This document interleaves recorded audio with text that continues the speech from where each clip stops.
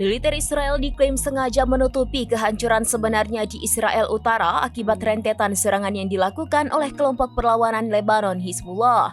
Media Israel mengutip otoritas pajak Israel melaporkan adanya kerusakan signifikan di pemukiman utara Manara, Shtula, Kiryat Shmona, Zarin, Naharia, dan Shlomi. Laporan ini muncul meskipun pemerintahan Benjamin Netanyahu memberlakukan sensor militer yang ketat untuk menutupi kerusakan dan kerugian di wilayah utara.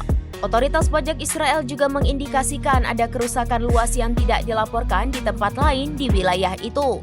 Sebab para pemukim telah dievakuasi atau mengalami cedera di area yang tidak bisa dimasuki berdasarkan instruksi militer Israel.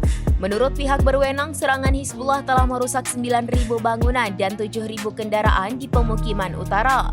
Sementara itu, surat kabar Israel Yediot Ahronot yang dikutip Al-Mayadin mengkonfirmasi kerusakan di Kiryat Shmona sangat parah. Yediot Ahronot memperkirakan untuk memperbaiki sekolah yang hancur saja diperkirakan memakan waktu 4 bulan. Surat kabar itu juga mencatat di kota-kota perbatasan dengan Lebanon hampir setiap bangunan rusak. Kepala Dewan Pemukiman di Metula David Azulay melaporkan 70% rumah di wilayahnya hancur. Ia memperkirakan proses rehabilitasi membutuhkan waktu setidaknya 2 tahun. Lebih jauh, seorang pakar mengungkapkan kepada Yediot Ahronot, fokus Hizbullah dalam menargetkan fasilitas industri keamanan dan militer menyebabkan banyak dari fasilitas tersebut tutup dan memaksa militer Israel mengevakuasi barak dan pangkalan.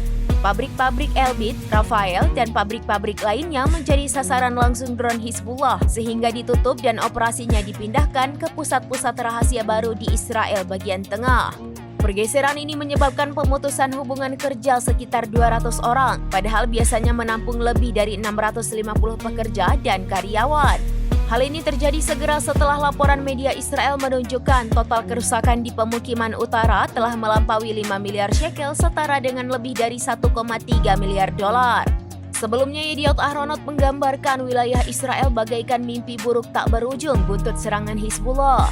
Serangan Hizbullah yang tanpa henti membuat pemukim di Israel Utara harus bergulat dengan ketakutan, frustasi, dan rutinitas hidup yang tidak tertahankan.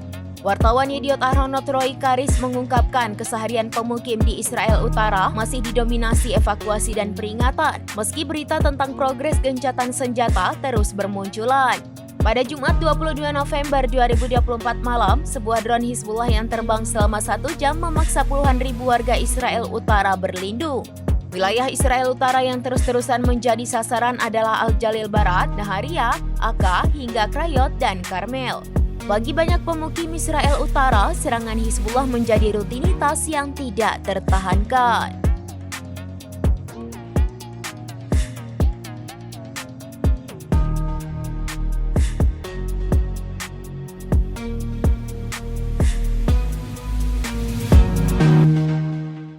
Download Tribun X sekarang, menghadirkan lokal menjadi Indonesia.